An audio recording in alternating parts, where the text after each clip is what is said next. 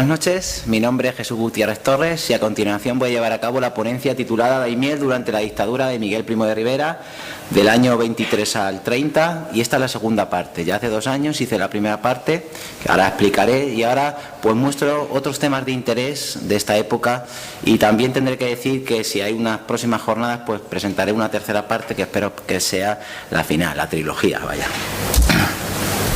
Bueno, el índice, vamos a seguir un paso, el primero repaso de la primera parte que vimos hace 2 años aquí en el Museo Comarcal, la segunda, el primero de los 2 grandes temas, la crisis vitivinícola que afectó a España, a La Mancha y a Daimiel en el año 24, los religiosos años 20, donde hablaremos sobre todo del engrandecimiento de la Semana Santa y sus cofradías, y por último la bibliografía utilizada para la realización de la investigación.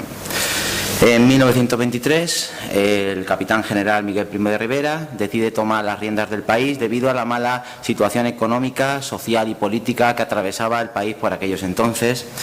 Y en Daimiel, pues recordar que estuvimos hablando sobre la importancia de la familia Pinilla, una familia que controlará no solo, digamos, los resortes políticos y económicos, sino que también, como vamos a ver hoy, social y religioso, o en la figura, digamos, del padre de Federico Pinilla y también su continuación con la de sus hijos. Otros temas importantes que se abordaron pues fue a nivel político, pues decir, la inestabilidad de los alcaldes, bien porque dimitían ellos mismos o bien porque la ley que sacaban en ese momento los obligaba a dimitir. También en cuanto a la economía se persiguió la corrupción y había una gran deuda por parte del ayuntamiento. En cuanto a educación no se crearon nuevos colegios, pero sí que se ampliaron secciones.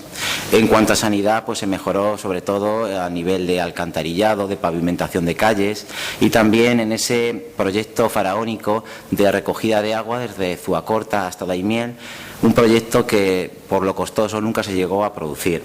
También hablamos de la guerra, sobre todo uno de los héroes que encumbró la dictadura por beneficio propio, que fue el de Casiano Alegre Corniel. El deporte, sobre todo el nacimiento del fútbol en Daimiel en esta época de los años 20, en el que también se veía un poco la estratificación social por aquellos entonces. Las personas que pertenecían, los jugadores del Daimiel Club de Fútbol, pertenecían a la élite daimileña. Los que pertenecían al Athletic Club pues era un poco la clase más comerciante, clase media, y el último sería el Racing Club, que en un primer momento se llamaba el Barranco Albacete, porque los jugadores eran los de esa misma calle o calles aledañas, y que tuvo tanta acogida porque admitía a gente de todos los estratos sociales que en un mes pasó a llamarse, de este que he dicho, a Racing Club de Daimiel, que fue el más famoso de la época. Por último también pues la opresión a las izquierdas, se clausuró la Casa del Pueblo y también pues se detuvo varias veces a Félix López Casado, que era un poco el que aglutinaba el sentir de los obreros ante las injusticias que se llevaban a cabo en esa época, y también los instrumentos de consolidación del poder, que era el Somatén y la Unión Patriótica. Vamos con el primero de los temas que nos abarca en el día de hoy, la crisis vitivinícola del año 24. Bueno, los antecedentes están en la filosera francesa. La filosera es un insecto que ataca a la vid de 2 formas. El primero ataca a las hojas y la segunda al filamento de las raíces, acabando con el fruto y con la vid.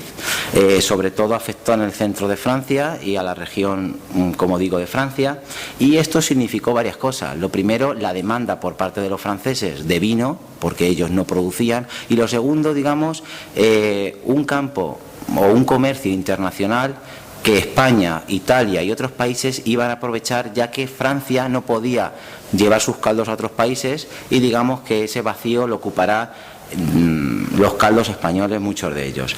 Pero ¿por qué hubo un gran crecimiento en La Mancha y sobre todo a nivel nacional? Pues lo primero, como digo, la demanda de vino en el exterior. Lo segundo, en La Mancha, el buen clima apto para el cultivo de la vid, y lo tercero también la construcción de la estación de ferrocarril, que hacía posible pues que nuestros caldos que fabricamos aquí pues se enviaran al extranjero.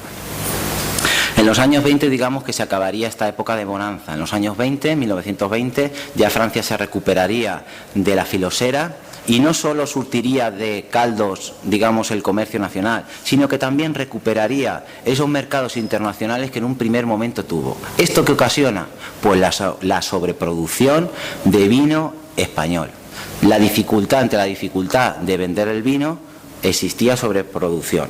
Pero esta no va a ser la gota que colme el vaso, sino la gota que va a colmar el vaso de la crisis vitivinícola del año 24 es la que tenemos aquí en pantalla. La petición que hizo el presidente de la Unión Nacional de los Viticultores e Industrias Derivadas del Vino al gobierno de Miguel Primo de Rivera, aconsejando el empleo del alcohol industrial en el encabezamiento de los vinos y la fabricación de los licores, prácticas todas ellas prohibidas por la ley. Pero ¿qué es esto del encabezamiento del vino, los alcoholes industriales? Lo vamos a intentar explicar aquí con detenimiento y claridad. El encabezamiento de los vinos, ¿qué es? Pues es el vino que recibe un aditamento de alcohol o aguardiente para elevar su graduación alcohólica, por la que se adultera el caldo, interrumpiendo la fermentación, fortaleciendo el vino y haciendo conservar una proporción de azúcar natural de la uva. Por ejemplo, ejemplos de estos caldos son los Jerez, los Oporto, Madeira o Málaga, que ese vino no tiene una graduación alta, digamos que serían vinos inferiores, pero al hacer un aditamento de alcohol vínico de elevada graduación consiguen elevar su graduación y hacer vinos mucho mejores. ¿Pero por qué la Unión Nacional de Viticultores, que tendrían que ir a favor de los intereses de los agricultores vitivinícolas, quiere ahora, en vez de utilizar alcohol vínico, alcohol industrial? Pues por un lado, o bien se lucraban defendiendo su causa, como era de Juan José Romero Martínez, o bien eran fabricantes de ellos, como en los casos de José Requena o Ernesto Casado, que también eran exportadores y estaban en el consejo de Miguel Primo de Rivera. Esto del alcohol industrial, ¿qué significa y por qué significaría el arruinamiento del sector a nivel nacional? Pues el alcohol industrial se obtiene de materias primas como el maíz o caña de azúcar para la fabricación de aguardientes u otras bebidas, y su procedencia es de lugares exóticos. Por tanto, digamos que la balanza comercial internacional sería negativa al demandar materias primas de otros países. Por otro lado, el dejar de utilizar en el encabezamiento de los vinos el alcohol vínico procedente del vino para utilizar el alcohol industrial procedente de estas materias iba a incrementar aún más la sobreproducción. Ya de por sí a los daimieleños, a los manchegos y a los españoles nos costaba colocar el vino por aquellos entonces en el extranjero, pues imaginaos si en vez de utilizar vino, alcohol vínico en el encabezamiento de estos vinos se utilizaba el alcohol industrial. Y además el alcohol industrial era más rápido y fácil, y por ello muchos de los bodegueros empezaron a utilizarlo. Se extrae de la caña de azúcar, del maíz, de la uva, se lleva a la destilería y se saca el alcohol etílico, que vale para multitud de usos: anticongelantes, materiales colorantes, licores, perfumes, medicamentos, laca, esmalte o incluso para tejidos. El desenlace de toda esta crisis, pues la vamos a ver paso a paso como si fuera un eje cronológico aquí en La Mancha y en Daimiel. Los que prendieron y los que fomentaron la movilización nacional en esta crisis fueron los agricultores de Cataluña, la Unión de Viticultores, que se viajaron por toda España, por Valencia, Aragón, La Rioja y La Mancha, por todas las comunidades grandes vitivinícolas, para un poco informar de lo que supondría el uso del alcohol industrial y defender ante el gobierno de Primo de Rivera, pues ofrecer una respuesta común para impedir su aplicación. En marzo de 1924 los representantes ya estaban en La Mancha, y el 8 de marzo se produjo en el Casino de la Armonía una reunión entre los mayores viticultores de Daimiel. En esa reunión se defendieron para luchar contra esta medida y sobre todo pues decidieron al día siguiente, el día 9 de marzo, ir 13 personas, que los tenemos en pantalla, a la reunión que se celebraría en Alcázar de San Juan al día siguiente y que tendría los representantes de Cataluña para informar y sobre todo pues hacer piña en esta época. Los tres que tenemos en pantalla correspondería de izquierda a derecha Ernesto García Muñoz, Ángel Herrero Llanos y Luis Ruiz Valdepeñas. Otros conocidos, pues por ejemplo, serían Nicolás López de Coca, que era por aquellos entonces el primer teniente alcalde, y también Pablo Ruiz de la Hermosa, hijo de padre de José Ruiz de la Hermosa, que fallecería en el Teatro Ayala. Bueno, el 11 de mayo el Ayuntamiento solicitó al Sindicato Agrario Católico el nombramiento de una comisión que tratase la futura Asamblea de Daimiel. Esa Asamblea de Daimiel se concretó, que no lo he dicho, se me ha olvidado, en la reunión de Alcázar de San Juan. En esa en esa reunión, en Alcázar de San Juan, pues se acordaron varios acuerdos, entre ellos pues reuniones el lunes 10 en Socuéllamos, el martes en Villarrobledo, el miércoles en Manzanares, el viernes en Valdepeñas y la del sábado en Daimiel. Bueno, pues entonces el ayuntamiento pedía al Sindicato Agrario Católico pues una comisión para que organizara esta asamblea que tendría lugar en Daimiel, en el Teatro Ayala. Al día siguiente el delegado gubernativo, elegido por Miguel Primo de Rivera, pues solicitó también un estudio para conocer si alguna industria de Daimiel pasaba por crisis. El informe fue negativo, salvo que la industria del vino pues sí que tenía dificultades a la hora de empezar a vender el vino y tener sobreproducción.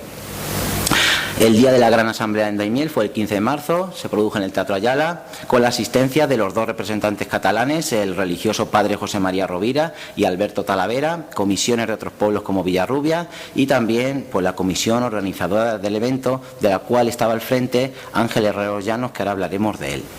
Los temas tratados, pues los tenemos aquí. Lo primero, la coyuntura internacional.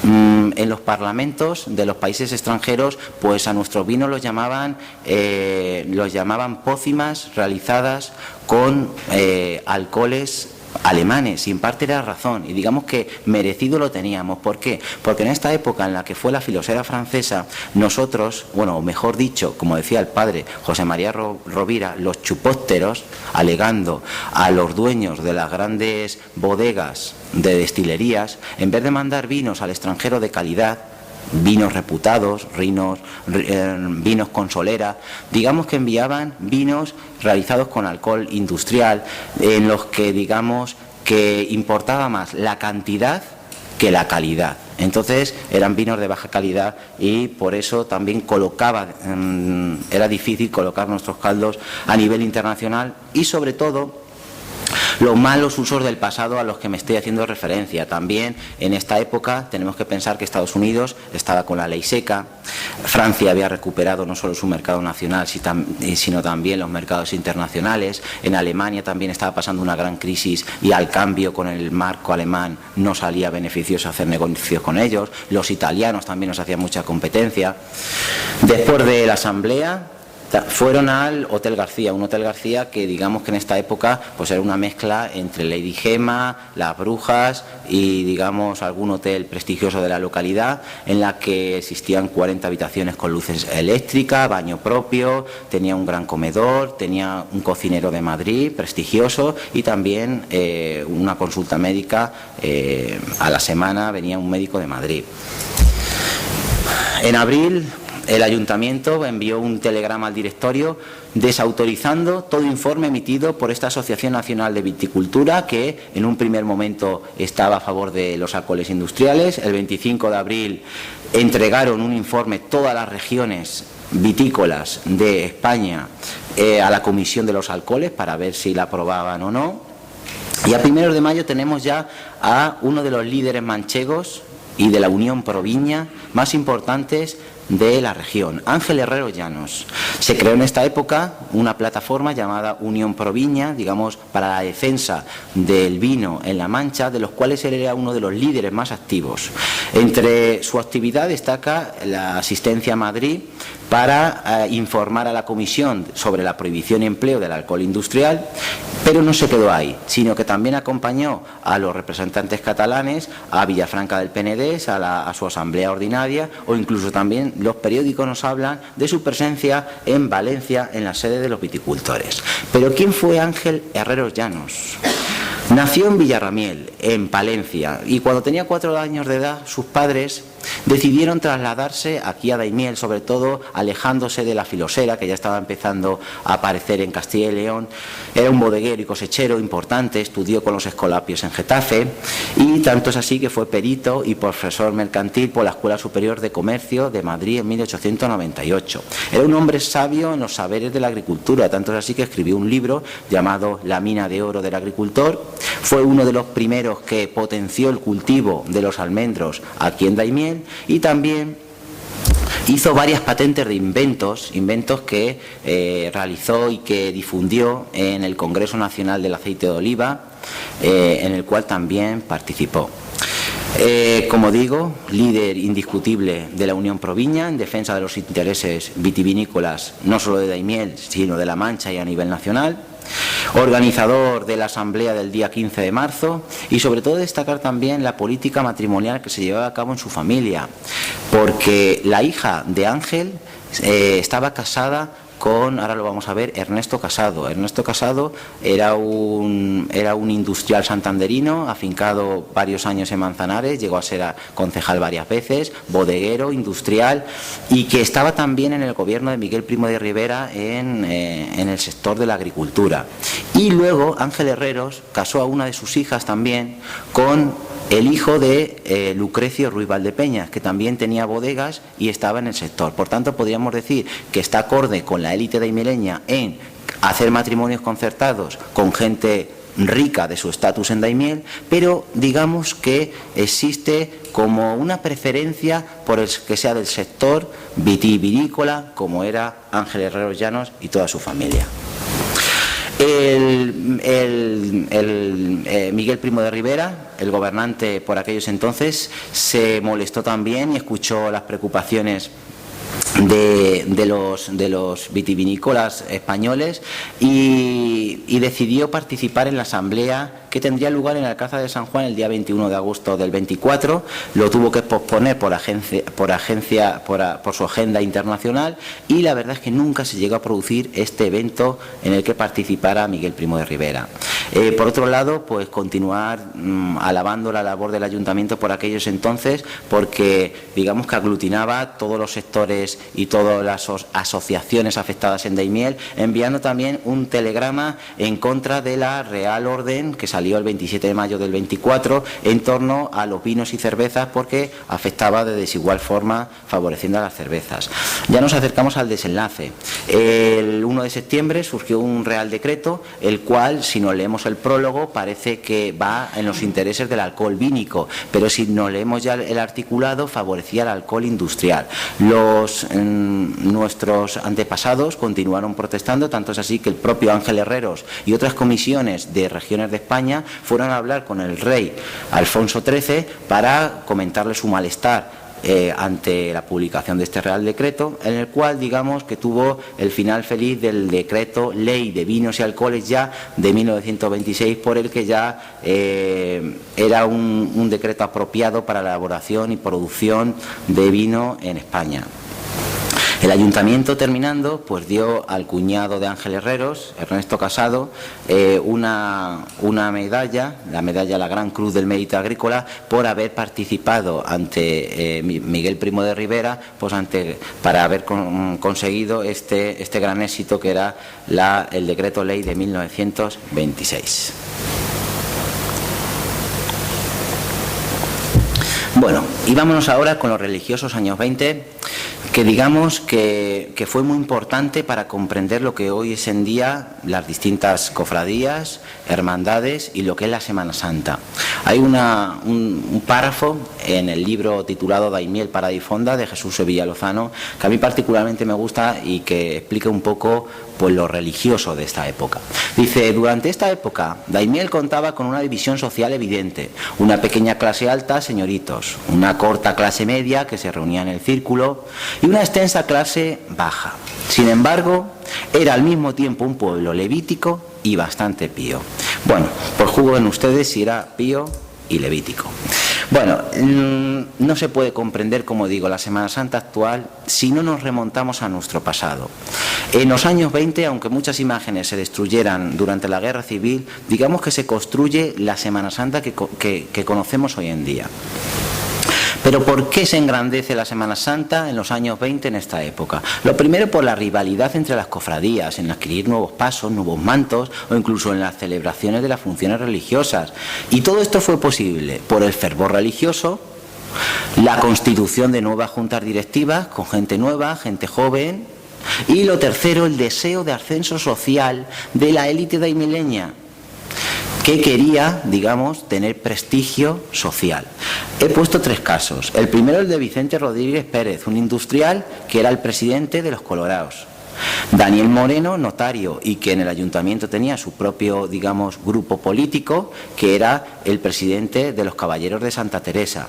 O la familia Pinilla. Federico Pinilla Pinilla era el copatrono de la Virgen de las Cruces, su hijo Joaquín será el vicepresidente de los Colorados y su otro hijo Luis estará en los Negros. El papel del ayuntamiento en el engrandecimiento de la Semana Santa fue muy importante, como lo es hoy en día.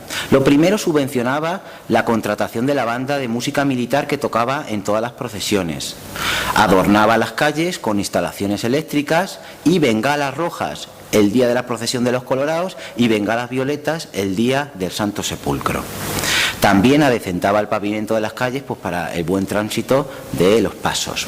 Y ahora analicemos las distintas cofradías. La primera, Hermandad del Santísimo Cristo del Sepulcro. Según las fuentes orales, sobre todo José María Negrillo, pues el Cristo antiguo iba a hombros y estaba tallado en madera fina de raíz de sauco. Era escoltada por unidades a caballería e infantería de la Guardia Civil y en su recorrido pasaba por el interior de las iglesias. Tanto es así que en la procesión de 1923 fue elogiada por el periódico Adelante de Daimiel. En la imagen tenemos el Cristo antiguo. La cofradía de Nuestra Señora de la Soledad. Dos cosas importantes. La primera, pues celebraba un sextenario en San Pedro, al que acudía el coro de la Divina Pastora, y también en el 24 las fuentes constatan que estrenaron una artística carroza y mandaron a elaborar un manto del cual se tiene constancia en el año 28. Podríamos decir, la cofradía que tuvo mayor importancia o al que se le dio mayor ascenso fue la cofradía del Santísimo Cristo de la Columna, de los Colorados.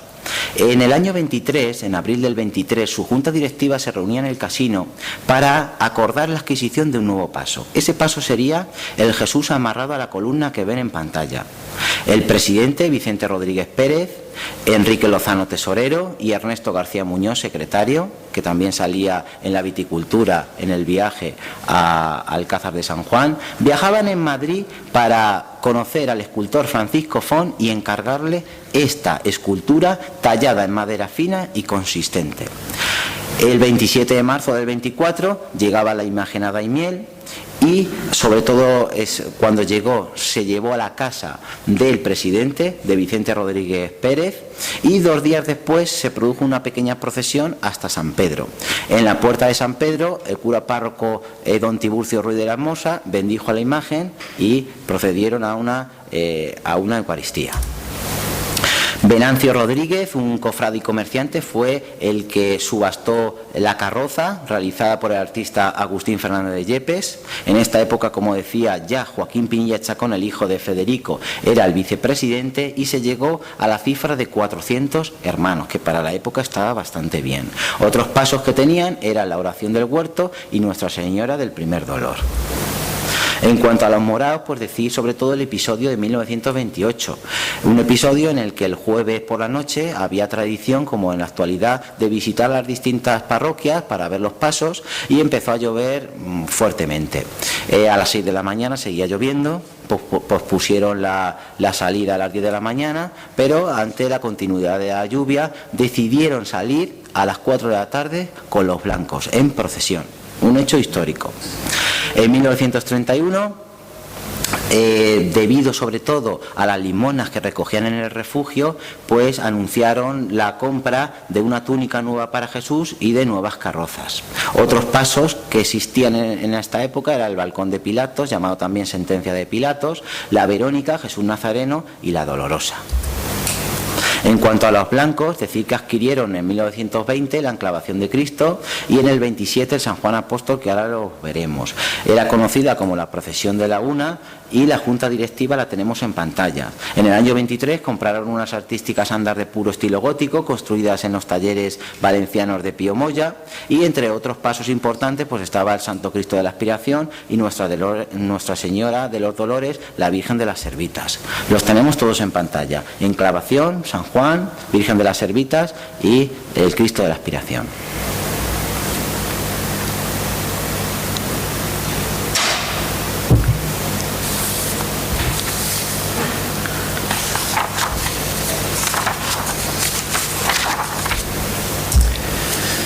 Otras hermandades importantes de Daimiel, como no la Virgen de las Cruces. Eran copatronos Federico Pinilla Pinilla y Santiago García Mateos, que era el cura párroco de Santa María, y el capellán era Modesto Dopazo. En 1929 Pilar Fisar Ramos, que era la camarera, murió y nombraron a la esposa de Federico Pinilla como la nueva camarera. Un momento importante, pues ya son finales de agosto, primeros de septiembre, pues es la romería y las fiestas por la patrona.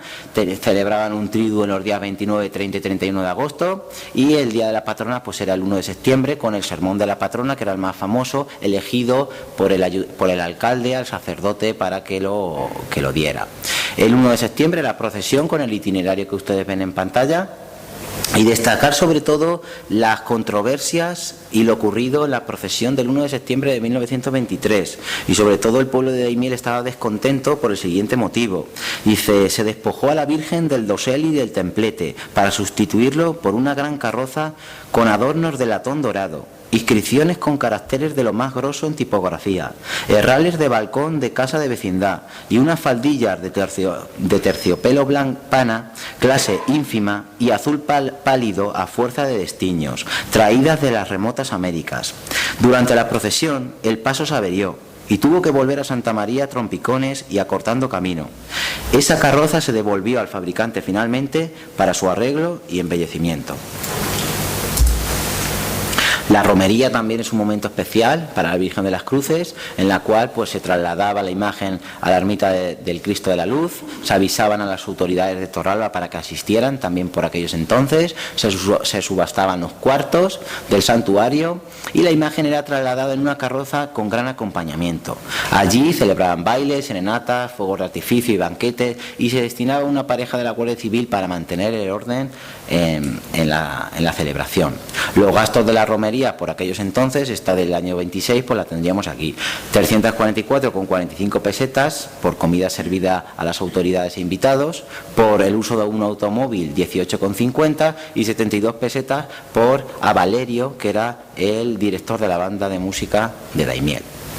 Ante nosotros una de las imágenes que circuló por los años 20, que es una de la colección de postales de Joaquín Fisá, pero que su origen nos tenemos que remontar a 1912, ya que salen los periódicos antiguos.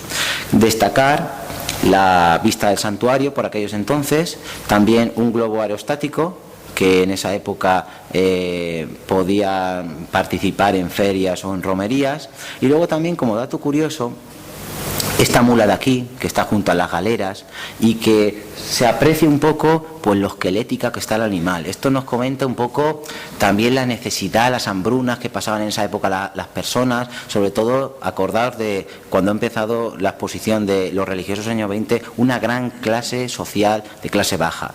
Pues entonces, digamos, pues nos habla un poco de las hambrunas de muchos daimieleños por aquellos entonces. Los padres pasionistas pues celebraban sus fiestas en honor a San Pablo de la Cruz con una novena, pirotecnia su día grande, el 28 de abril, y pues también en los libros de actas del ayuntamiento se recoge la solicitud por parte de los padres pasionistas del trozo que está desde la ermita hasta la carretera, para aprovechamiento del mismo, que hoy en día pues hay una especie de jardín en forma triangular con una cruz.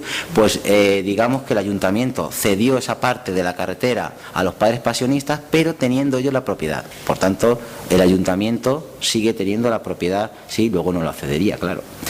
En el año 29 se le eximió del pago por la elaboración del vino en el convento, ya que lo hacían a pequeña escala, y destacar también la Schola Cantorum de la comunidad. La Virgen de la Paz celebraba su día grande con un sermón y el prendimiento de la hoguera a las 8 de la tarde. Entre los manjares que se daban allí pues había turrón elástico, tortillas, y el itinerario de la procesión lo tienen en pantalla.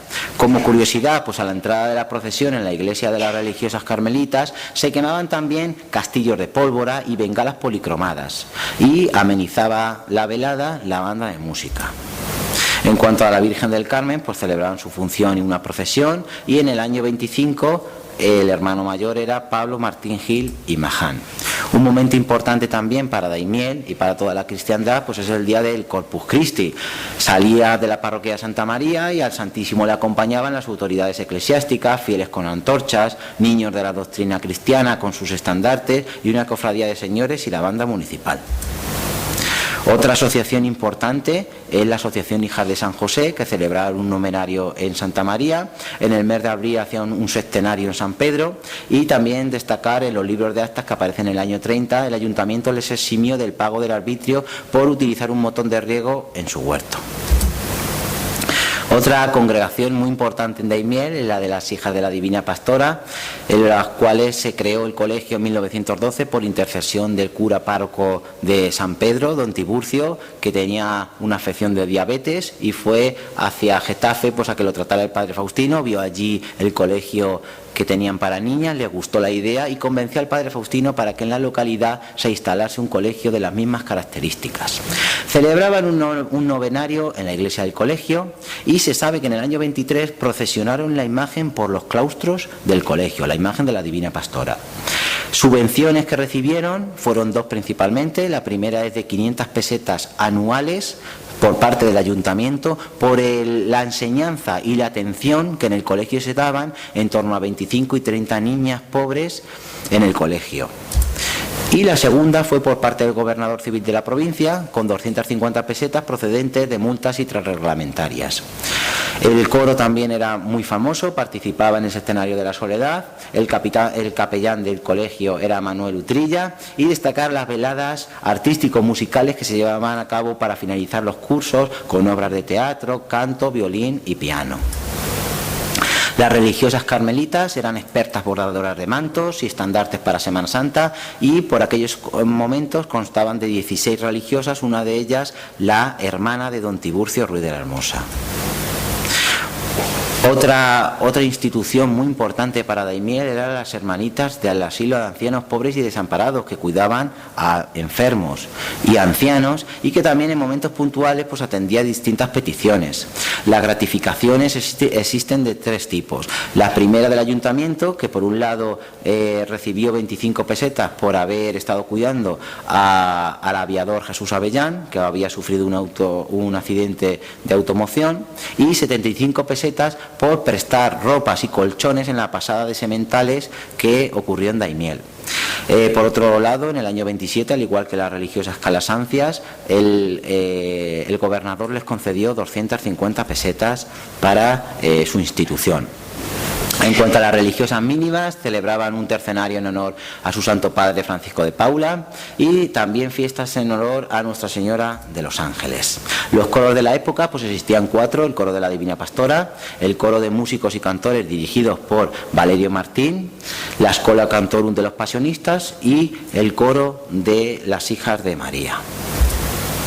En cuanto a la Orden Tercera de las Servitas, fue erigida canónicamente en Santa María, celebraron un novenario a la Virgen de los Dolores, se sabe que encargaron un suntuoso manto a las religiosas carmelitas para la procesión de 1924 y su junta directiva la tenemos en pantalla, destacar la presidenta Amparo Serna y la vicepresidenta que era Pilar Fisar Ramos, la que era también camarera de la Virgen de las Cruces, y por otro lado la secretaria Rafaela Clemente López, que era la maestra, digamos, más famosa de Daimiel por aquellos entonces. La congregación de San Luis Gonzaga se constituyó en la parroquia de Santa María en 1924 y su impulsor fue el señor Campillos. Celebraban el 21 de junio una Eucaristía, adornaban el altar la camarera Ángeles Lozano y al terminar la Eucaristía pues besaban la reliquia del santo.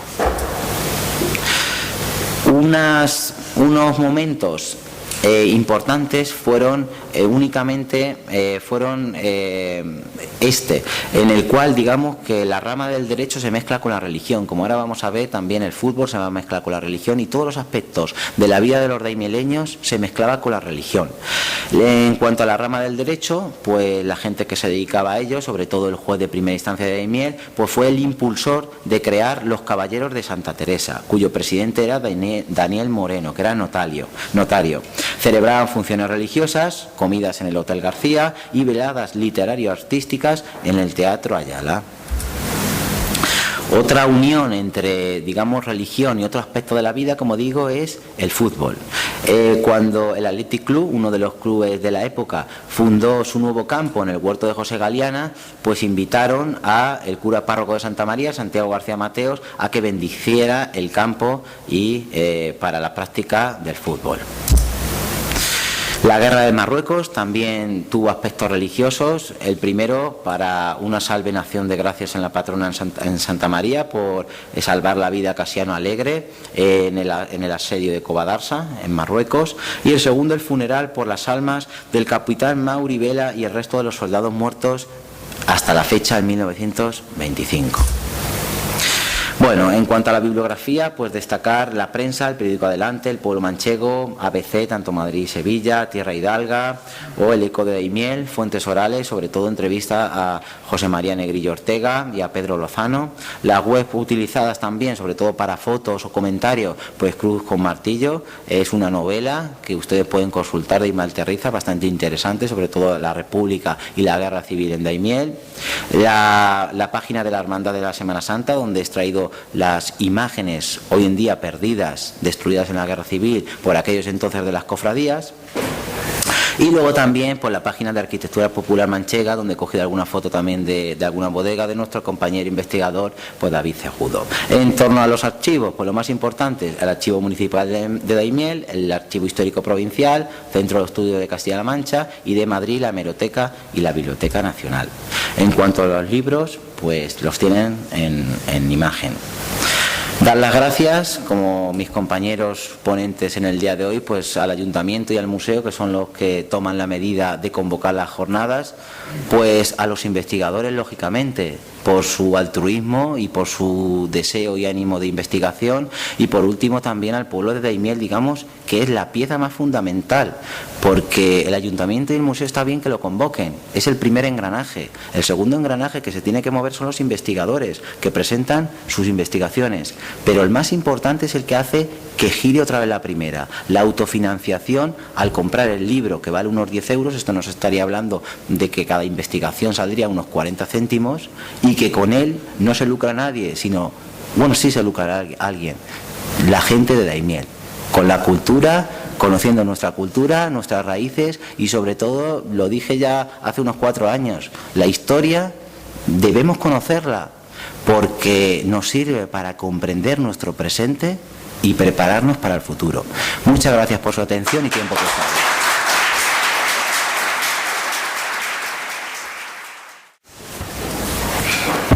Nada, simplemente dar la enhorabuena a los 3 ponentes, especial pues a Jesús, que me ha nombrado ahí al final, y preguntarle a Enar, también felicitarla por su ponencia, y preguntarle si ha rastreado la figura del cultivo del mimbre y sobre todo su relación con la Casa del Catalán en la investigación. Y si no es así, pues invitarla pues a rastrear ese rastro.